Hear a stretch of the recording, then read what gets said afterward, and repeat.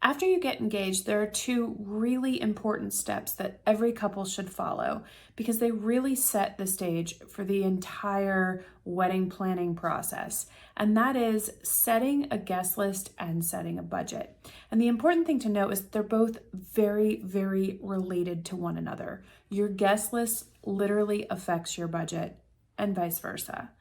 If you go out and start planning your wedding and you have an idea of who you want to invite, but you never think about how drastically that guest list is going to affect your final cost, you could wake up halfway through your wedding planning process and be way over budget with people that you cannot uninvite. So let's talk today about why wedding planning is so significantly affected by your guest count. There is not a single tip or trick or DIY project that's going to reduce the overall amount that you spend on a wedding, quite like reducing your guest count. So some people wonder, well, how much on average does each guest cost me?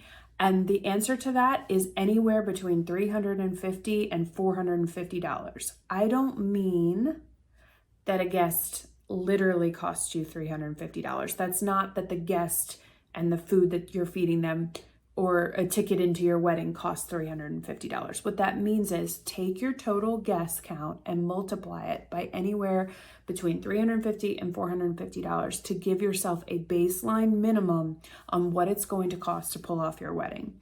Now, I know I'm going to get so many comments. Go ahead. My wedding did not cost me that much, or I am planning a wedding for XYZ people and I'm only spending this much. First of all, I would challenge you to put that in the comment feed and then come back after your wedding and tell me how much you actually spent.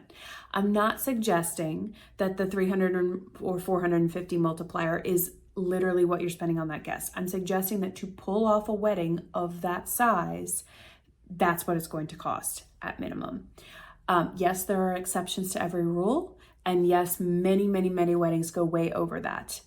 But this is a quick equation that you guys can sit down with to help figure out how much you're likely going to spend on a wedding. So, for example, when you have a single human at your event, you're going to feed them, so that's going to cost. You're going to need a table and a chair for them, and in many cases that costs. In some cases, it comes with the venue. You're going to need decor at that table. So let's say that you have 100 guests and therefore you have, say, 10 round tables. If you only had 50 guests, you'd only need 50 round tables. Well, the average cost of decorating a round table at a wedding is around $100, and that's a good deal. So if you have 5 tables, you can see how it costs you less than if you have 10 tables. So therefore, your guest count affected even so much as your floral costs.